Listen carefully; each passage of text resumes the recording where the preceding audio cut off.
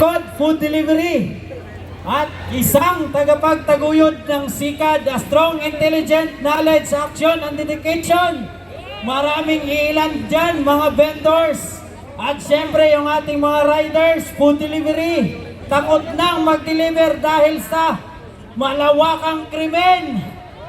Ang isang sigaw ng mamamayan, BBM, resign!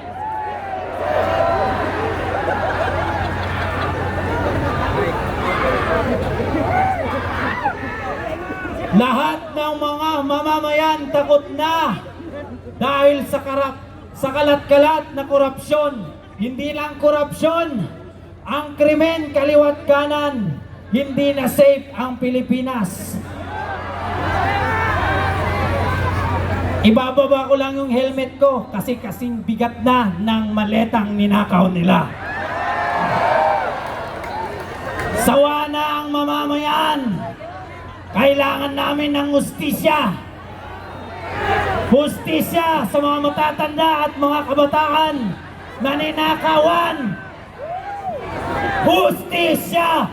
Hustisya! Hustisya! Hustisya!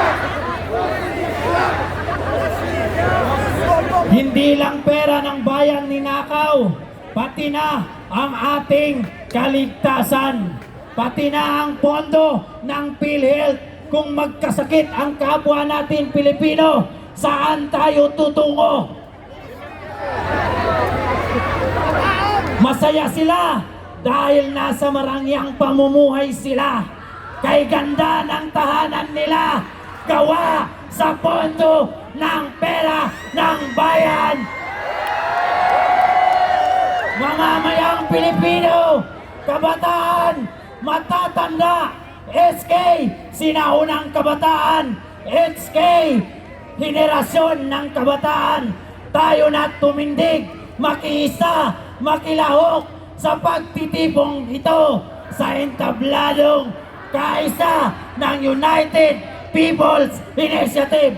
Nandito tayo para ipakita ang sigaw, upakan natin ang korupsyon. Upakan! Upakan! Upakan! Upakan! Hindi lang doon nagtatapos, hindi lang tayo uupak, sisipain! Sisipain! Mga kurakot, dapat sipain! Kawawa ang mamamayan. Tayo'y gutom. Sila nagpakasasa sa pondo ng bayan. Sila'y nagpakabusog sa pondo ng bayan. Ang ating kaban ay unti-unti na nilang inuubos. Ang mga proyekto ng ating pamahalaan, unti-unti na nilang binibenta. Ang mga kapakanan ng food delivery at mga rider, nasaan ang aming proteksyon, hustisya sa mga rider na sinaksak? Isisigaw natin dito sa mga magnanakaw. Ngayong darating na July 21, mag 25 years old na po ang inyong lingkod, Nelji de la Cruz Matunding, mula pa sa Bukidnon, nagbisikleta, inikot ang buong Pilipinas. Ngayon, isisigaw ko, BBM, resign!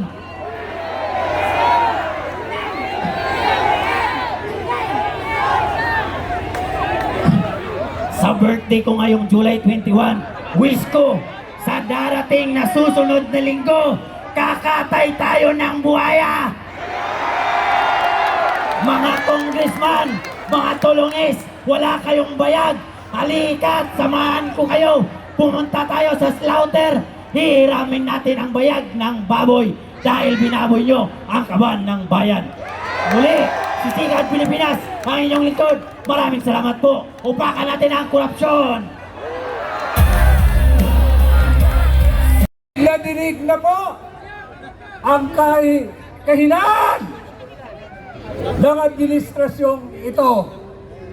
Ladlad na kung paano tayo dinanakawan ng mga walang hiyang politiko na pangunguna. Ang sabi nga ng ating mula bata ay adik na siya. Tama?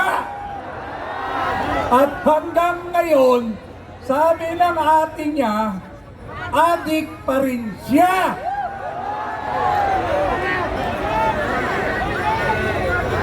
Ngayon, magtataka pa ba tayo kung bakit nagkawindang-windang ang bayang ito?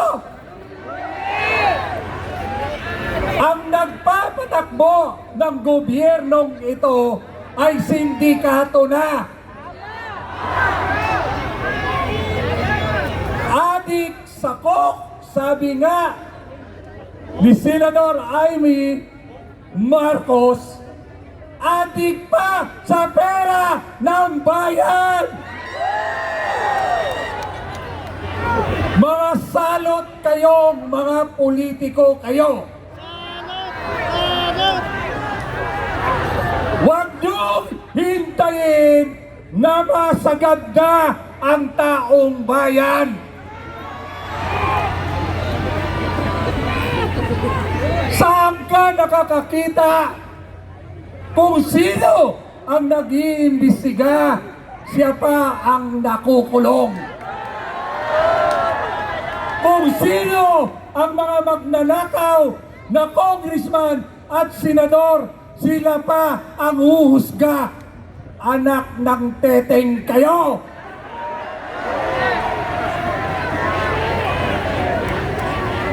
Ang kakapal ng mukha nyo!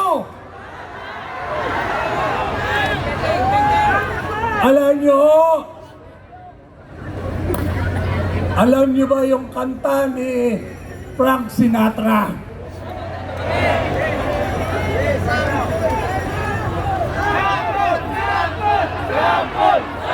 The end is near!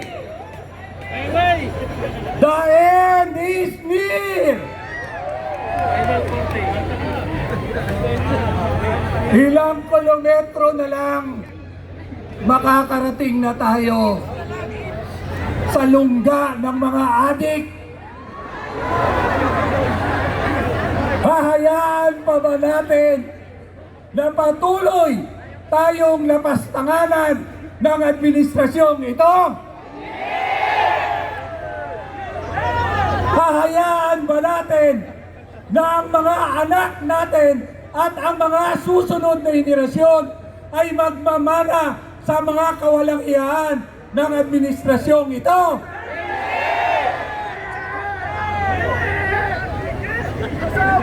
Mga bayaran na lang, bayarang congressman, bayarang senador, bayarang mayor, bayarang gobernador, at mga bayarang trolls ang naniniwala sa presidenteng bangag na ito.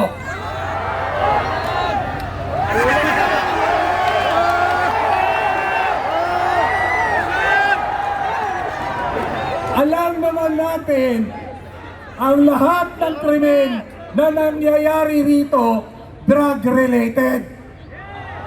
Kahit sa ang sulok ng barangay, may adik at may droga na. Wala nang ligtas. Ultimo sa eskwelahan ng mga anak natin, may krimen na nangyayari.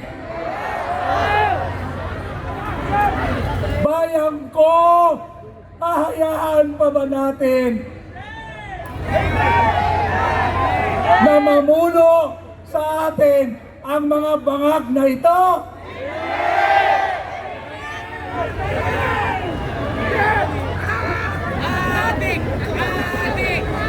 Ako po ay naniniwala na darating na ang hinihintay natin dito ngayon.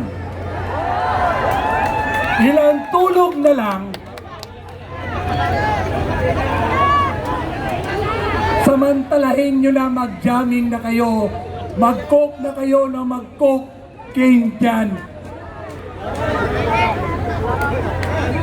Dahil ang taong bayan hindi na papayag na kami ay gagahasain nyo pa lolokohin nyo pa, at gusto nyo pa, palakpakan pa namin kayo, pasalamatan pa namin kayo.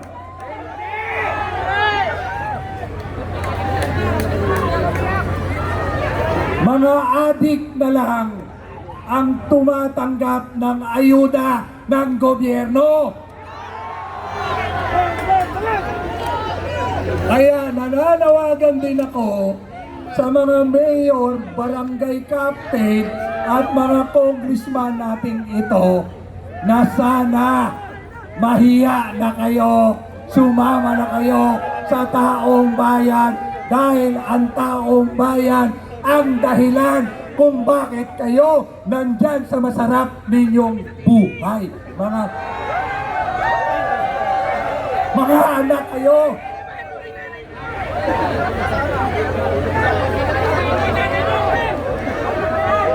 Alam ko po sa oras na to, sila po ay nagmamatsyag sa atin.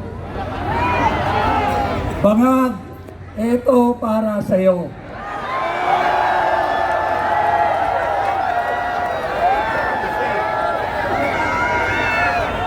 Sa mga aloperos ni Bangag, ito ang para sa inyo. May kasama pang kadyot.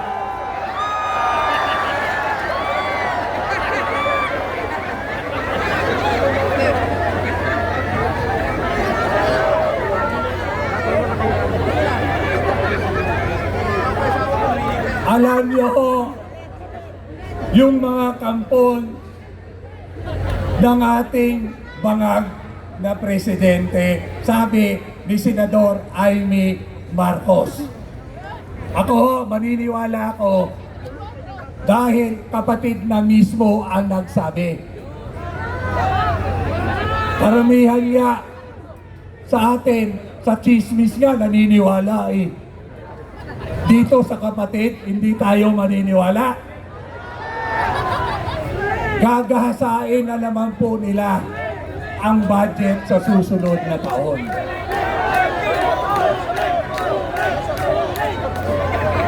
Dalawang trilyon ang dagdag sa budget natin ito na nanakawin na naman nila.